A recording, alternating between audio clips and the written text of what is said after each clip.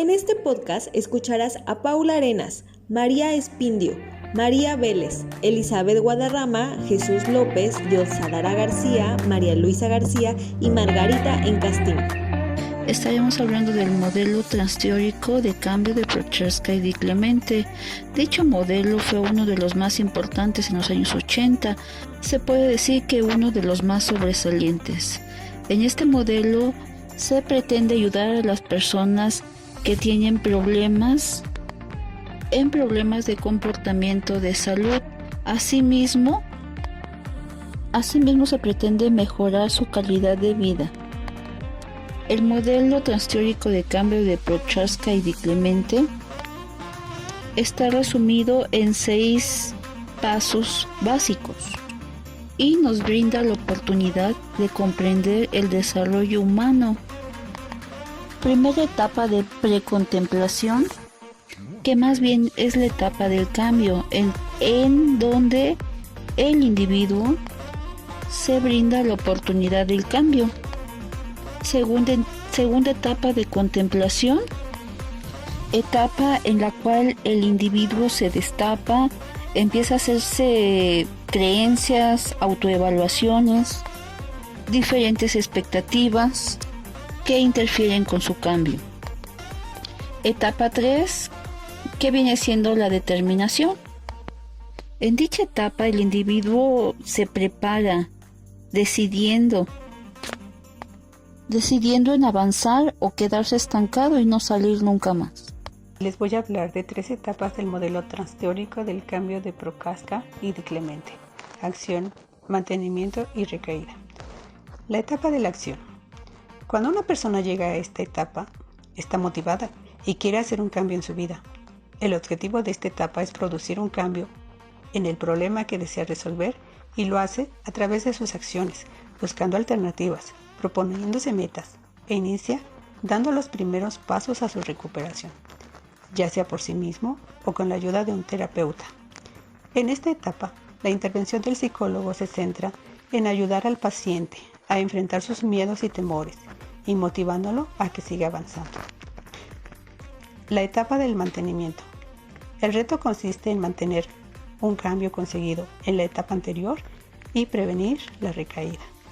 Si la recaída se produce, la tarea del individuo consiste en empezar a girar antes de inmovilizarse.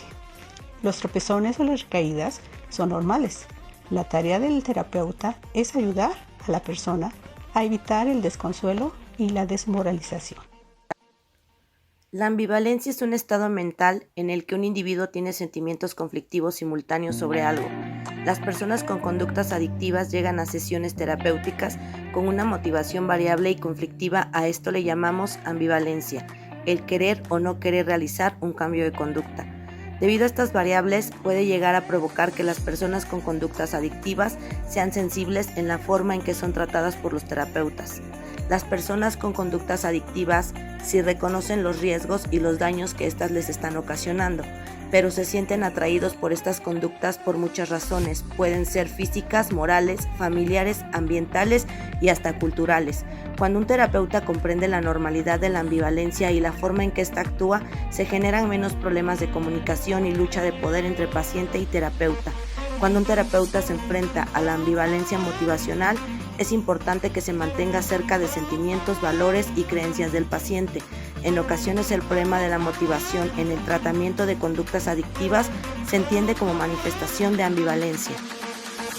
La ambivalencia se encuentra presente en cada una de las etapas de cambio, aunque presenta mayor fuerza en las etapas de precontemplación y contemplación.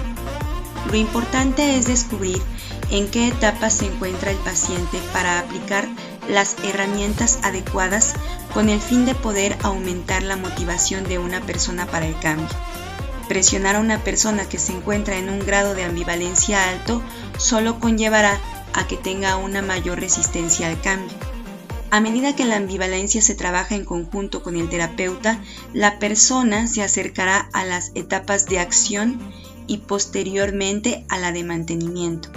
Este trabajo es el objetivo de la entrevista motivacional. En algunas ocasiones es suficiente con romper con esta ambivalencia para que el paciente ya encaminado actúe por sí solo.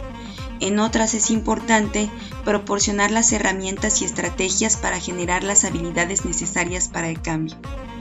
Es importante fortalecer las habilidades del terapeuta para enfrentar la ambivalencia y que los pacientes avancen a las etapas de cambio que le permitan contar con un buen estado de salud. El modelo transteórico de cambio comportamental en salud o modelo transteórico es aplicado a la prevención de enfermedades y la promoción de la salud en el siglo XX. Surge en los años 70 con James O. Prochaska en Estados Unidos para explicar los cambios en el comportamiento del individuo, dependientes de droga, alcohol o tabaco.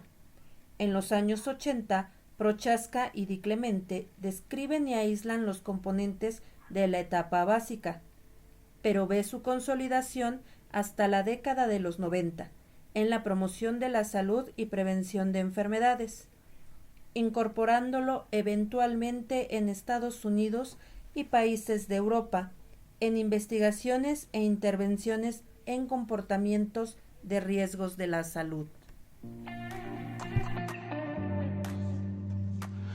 El concepto de entrevista motivacional se desarrolló con base a la experiencia en el tratamiento de bebedores problema y fue descrita por primera vez por Miller en 1983. Como definición para entrevista motivacional, tenemos que es un estilo de consejería directiva centrada en el cliente, para extraer el cambio de comportamiento al ayudar a los clientes a explorar y resolver su ambivalencia, más centrada y orientada a metas. Su propósito general es el examen y la resolución de la ambivalencia, y el consejero es intencionalmente directivo en la búsqueda de esa meta. Es inapropiado pensar que la entrevista motivacional como una técnica que es aplicada en personas, más bien es un estilo interpersonal, un equilibrio sutil de componentes directivos y centrados en el cliente, orientados por una filosofía guía y una comprensión de lo que desencadena el cambio. Menciona Miller en 1994. Si se convierte en un truco manipulador, su esencia se perderá.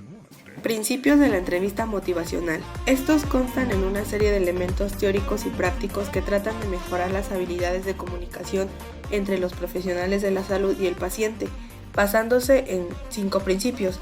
El primero es expresar empatía, que es aceptar y respetar al paciente, pero no necesariamente aprobarlo. Implica un cierto grado de solidaridad emocional, intentando comprender sus pensamientos y emociones. El segundo es desarrollar la discrepancia, que plantea cierto nivel de conciencia del individuo acerca de los costos de su comportamiento y de las consecuencias en lo personal, familiar, social, salud, etc. Por esto resulta fundamental que el individuo pueda discrepar entre su situación actual y donde quiere estar. El tercero es evitar la discusión, es evitar argumentar y discutir con el paciente sobre la conveniencia o utilidad de un cambio. El cuarto es darle un giro a la resistencia, que es una preocupación legítima para todo terapeuta, ya que predice resultados pobres para el tratamiento y la falta de involucramiento en el proceso de cambio. Y por último es fomentar la autoeficacia, ya que muchos pacientes no tienen un sentido de esta y encuentran difícil creer que pueden comenzar un cambio de comportamiento y mantenerlo. Los resultados, que son satisfactorios, de la experiencia refuerzan la creencia del paciente en su capacidad para conseguirlo con ayuda del terapeuta. Estos 5 principios de la entrevista motivacional permiten que el paciente sea tratado con respeto y como un aliado. Se centra en cómo ayudar a liberar a las personas de la ambivalencia que les atrapa y los lleva a repetir ciclos de conducta autodestructiva. ¿Qué estrategias puede utilizar un terapeuta para aumentar la motivación respecto al cambio?